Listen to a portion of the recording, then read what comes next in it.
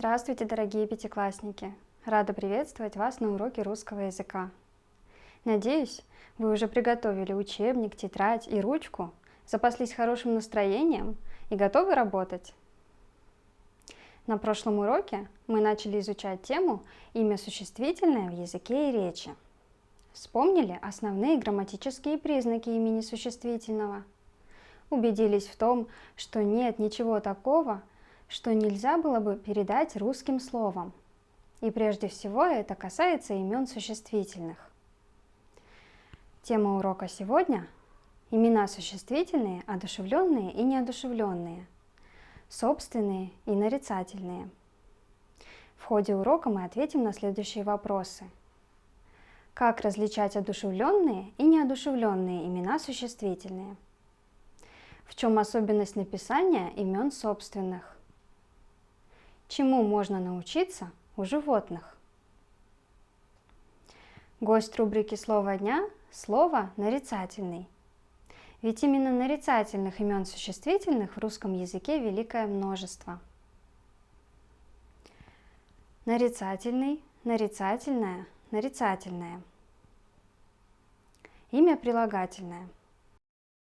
В грамматике это существительное, не являющееся индивидуальным наименованием предмета или понятия и представляющее собой имя класса объектов, например, город, дерево, темнота, демократия, птица, ручей, цвет. Во втором значении имя или название обычно литературного героя, исторического деятеля или события, употребляющееся как типическое обобщение, воплощение каких-либо определенных свойств, качеств и так далее. Например, Плюшкин – жадный человек, скопидом. Нарицательная стоимость – та, которая обозначена на ценных бумагах или монетах. Родственное слово, наречие, нарицательно. Антоним – собственный. Произошло это слово от древнерусского «нарицати», что значило «называть». Отгадайте загадки и определите, какие слова отгадки нужно отнести к одушевленным, а какие к неодушевленным именам существительным. Разноцветные подружки перепрятались друг в дружке, мал-мала меньше. Матрешка. Этот конь не ест овса, вместо ног два колеса. Сядь верхом и мчись на нем, только лучше правь рулем. Велосипед. Летом в болоте вы ее найдете. Зеленая квакушка. Кто это? Лягушка. Ты весь мир обогреваешь, и усталости не знаешь. Улыбаешься в оконце, и зовут тебя все. Солнце. Повернулось к солнцу золотое донце. Подсолнух. Быстро в воздухе летает, кого встретит, всех кусает. Комар. На земле он всех сильней, потому что всех умней.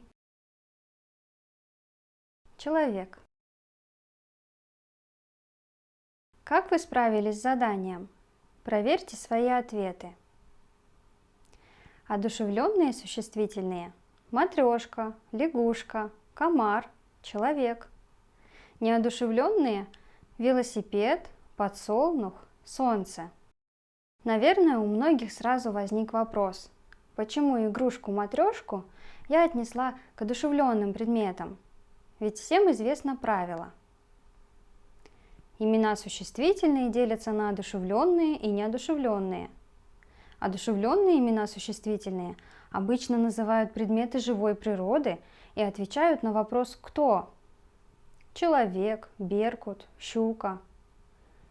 Неодушевленные имена существительные обычно называют предметы неживой природы и отвечают на вопрос «что?». Поезд, доброта, свет. Но обратили ли вы внимание на слово «обычно» в правиле? Что оно означает? Чаще всего, а значит не всегда. Не всегда это деление совпадает с понятием «живое» или «неживое». К примеру, кукла. Существительное одушевленное, как и страшное слово «мертвец». А в чем же тут дело? Одушевленные и неодушевленные имена существительные различаются по форме винительного падежа. Сравните. Одушевленные. Вижу кого? Собак, птиц. Так же, как в родительном падеже. Нет кого? Собак, птиц. Неодушевленные. Вижу что? Книги, деревья. Так же, как в именительном падеже. Что? Книги, деревья. Все дело в том, что когда формировался язык и устанавливались грамматические нормы, многое о мире человеку было еще неизвестно. Поэтому класс одушевленных существительных включает названия живых объектов, но исключает названия растений, грибов и других неподвижных объектов, которые вместе с неживыми предметами и абстрактными понятиями входят в класс неодушевленных существительных. Зачем же тогда, спросите вы, различать одушевленные и неодушевленные существительные, если эта грамматическая категория не отражает действительность? Все просто. Чтобы правильно образовывать форму винительного падежа мужского рода и среднего рода в единственном числе и всех родов во множественном числе. Запомните, у одушевленных существительных формы винительного и родительного падежа во множественном числе совпадают. Кого что, кого чего. Зайцев. Одушевленное существительное. У неодушевленных существительных совпадают формы винительного и именительного падежей во множественном числе. Кто что, кого что. Тополя. Чтобы определить у существительного признак одушевленности, следует слово поставить в форму именительного, винительного, а затем родительного падежа множественного числа. Если окончания родительного падежа и винительного падежа совпадут, значит существительное одушевленное. А если совпадут именительный и винительный, это неодушевленное существительное.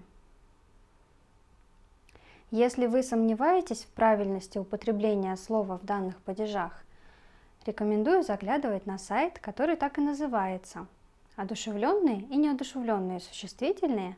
Трудные случаи». Сфотографируйте ссылку или сделайте скриншот. Сохраните ее в памяти телефона и почаще заглядывайте туда. Ведь говорить правильно – это престижно. Потренируемся. Выполним упражнение 266. Распределите слова по столбикам.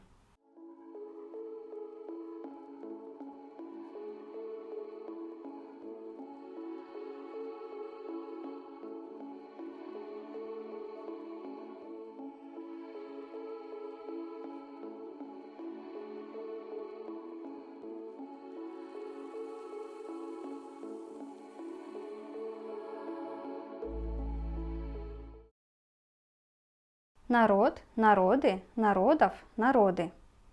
Совпадают именительный и винительный падежи. Это неодушевленное существительное.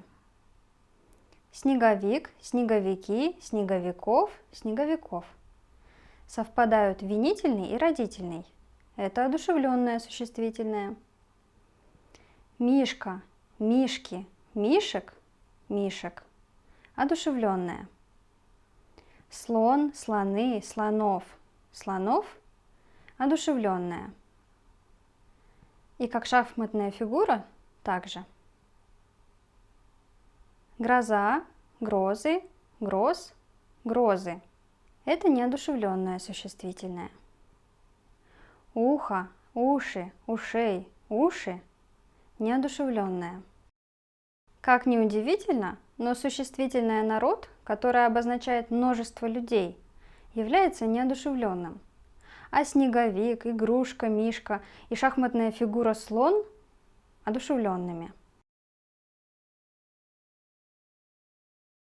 Как вы думаете, о ком или о чем пойдет речь в тексте, в котором есть такие слова: Иваныч, Барсик, прогулка, дружеские отношения?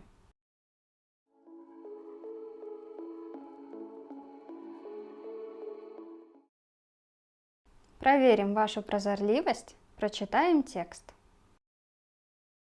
Я очень волновался, как примут барсучонка Барсика старожилы дома, кот Иваныч и охотничий пес отца Джек. Знакомство состоялось в тот же день. Пока Барсик спал, свернувшись комочком на диване, пришел Иваныч с прогулки.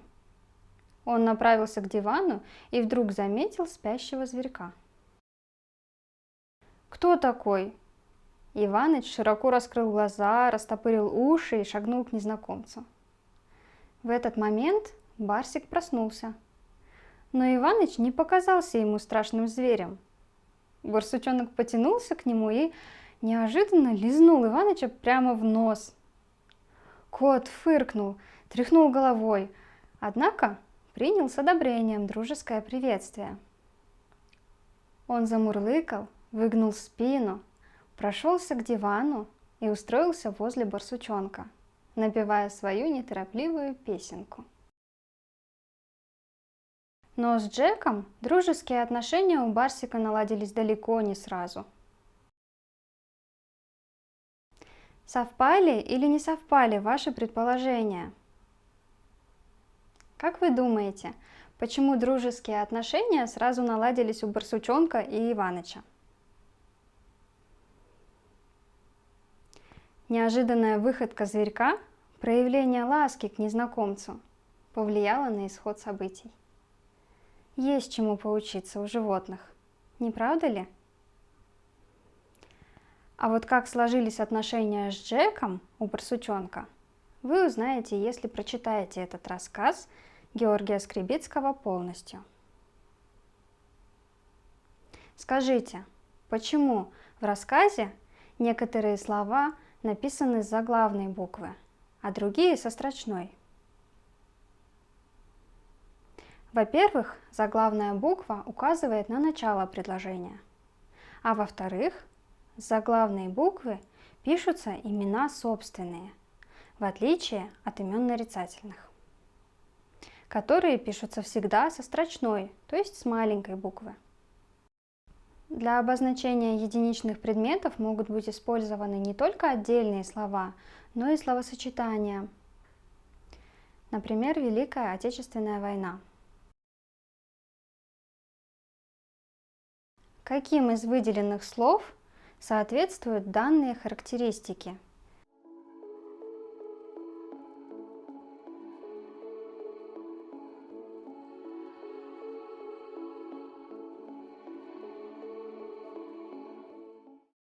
Проверьте себя. Одушевленные нарицательные существительные мужского рода – это барсучонок, пес, зверек, кот. Одушевленные собственные существительные мужского рода – Барсик, Джек, Иваныч. Выполним упражнение 269. Закончите предложение.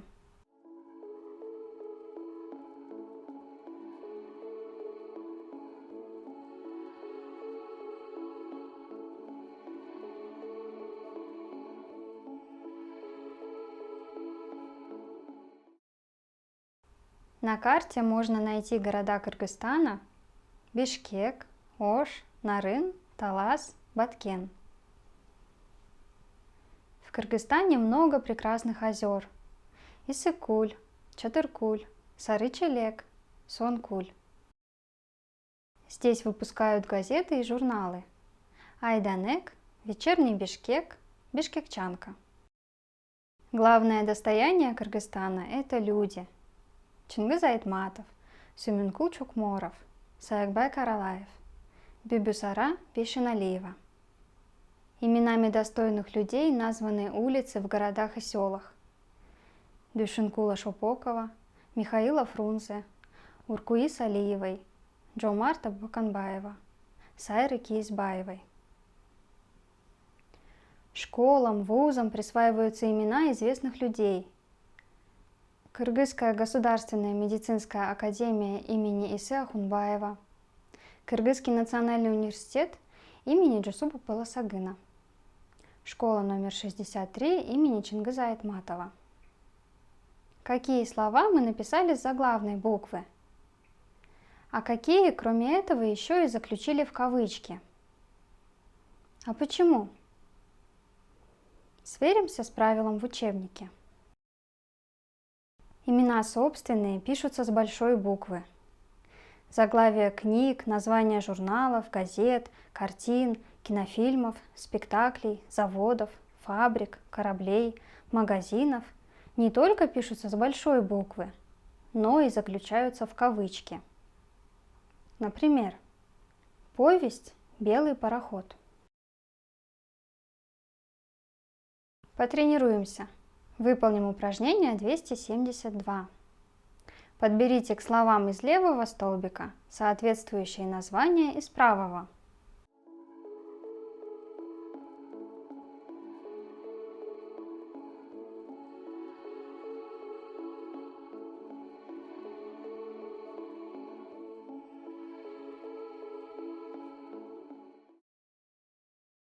Эпос Манас, стихотворение «Зимнее утро», картина «Февральская лазурь», басня «Мартышка и очки», газета «Айданек», фабрика «Чолпон».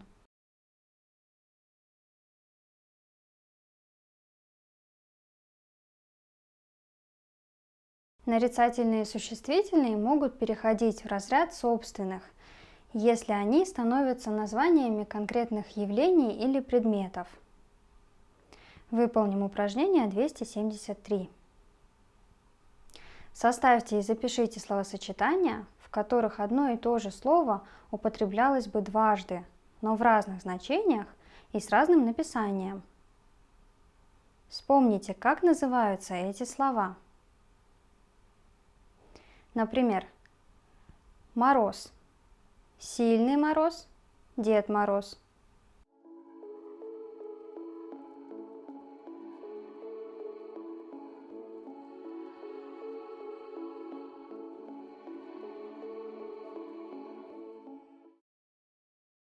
Шелковистый пушок, Кот Пушок. Мокрая земля, Планета Земля. Вера в чудо, Девочка Вера. Отблеск зорницы, Игра зорница. Гордый орел, Город Орел. Это слова-омонимы. Подведем итоги урока. Сегодня мы ответили на вопросы: как различать одушевленные и неодушевленные имена существительные? В чем особенность правописания имен собственных? Чему можно научиться у животных? Запишите домашнее задание. Выполните упражнение 270.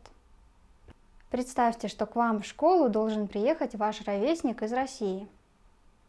Составьте для него краткую справку о местонахождении вашей школы, используя приведенные ниже слова. Запишите текст и над собственными именами существительными напишите букву «С». Помните слова из детской песенки? Дружба начинается с улыбки.